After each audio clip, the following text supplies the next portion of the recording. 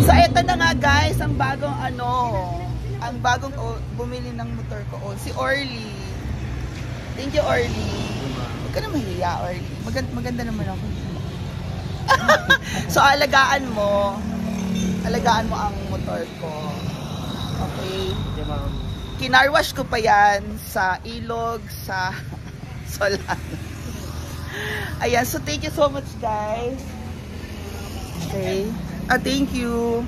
And, nag-sign na siya. Petsa ba? Petsa, oo. So, ayan. Sila Orly, andito pala sila Auntie Lolit. Sila ang mga barbecue girls dito sa may So, ito na yung last time natin na makakasama si Step by Step. Kilala mo si Ivy? Ivy? Guntinyas? Oh, yung asawa niyan. Ha? Ivy. Si Jonel? Kapatid mo si Jonel? Pinsan. Jonel, pinsan mo pala ito. Pumunta sa bahay nila Ivy. Oo. BFF ko yung kapatid nila Ivy, si Ivy din. Jonel, si Simple Amore ang iyang vlog. Oh. Kaya mabuti pa sila nakabili. Lapit na din sa balay sa Kimayaman sila, Jonel. Oo, kalaante. So Ivy, Simple Amore, pinsan lang asawa mo si Jonel. Sila bumili ng motor ko. Sada, init pa kaayo eh. Anak ka baby, okay, so tagabugo lang din sila. And ayan, so mag-follow na sa Mia Kaloka ha. Mia Kaloka sa YouTube. Oh, ayan. Na, bye-bye baby. Si Orly lang mag-alaga sa'yo, si Orly.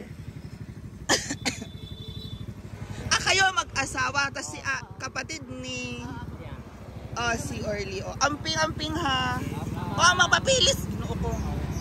Basta magtawag na lang ugma, tapos magpaano tayo doon. Yung parang meron yung computerized. So bye everybody. Amping, bye. Amping. Diba? Ang mga auntie. Guys, dito na kayo pumunta. Kila Auntie Lolit. Andres! Asa si Andres?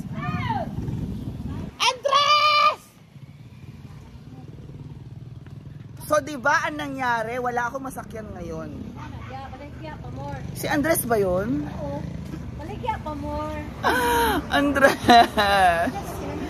So, ending, wala akong si Ivy, ang igsuon ni Diva, igagaw yung asawa, si Jonel, pinsan niya yung lalaki. So, ang bumili po ng motor ay pinsan ng asawa ni Simple Amore. Bibi! So guys, ang ending, magbaklay ako? Hindi pala ako nagpahatid kay Orly. Dapat pala nagpahatid daw kay Orly, auntie.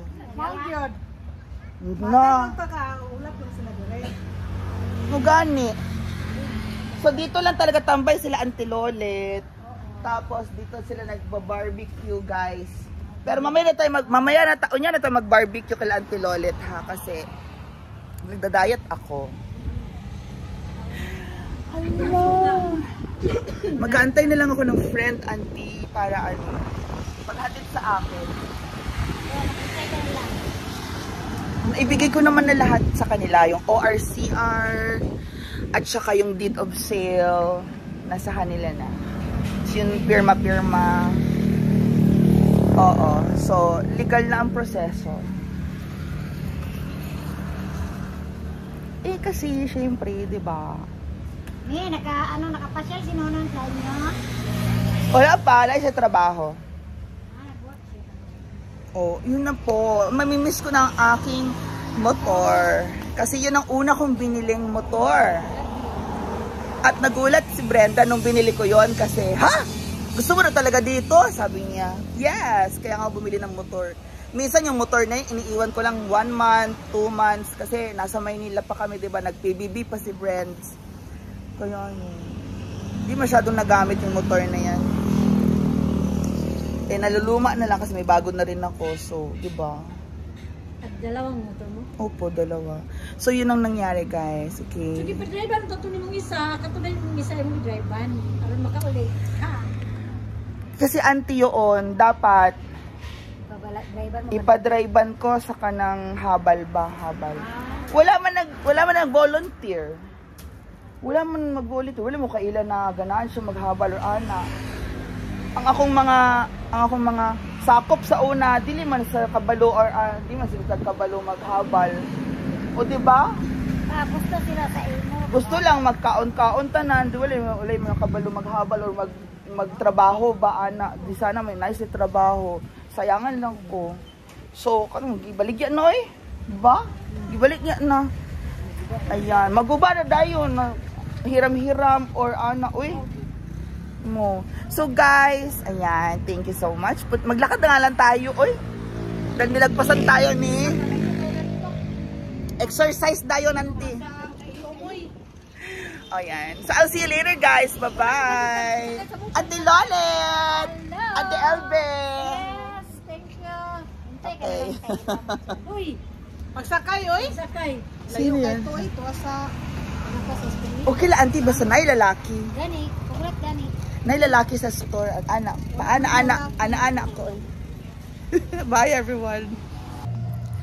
So, ayan na nga, guys, ang ending.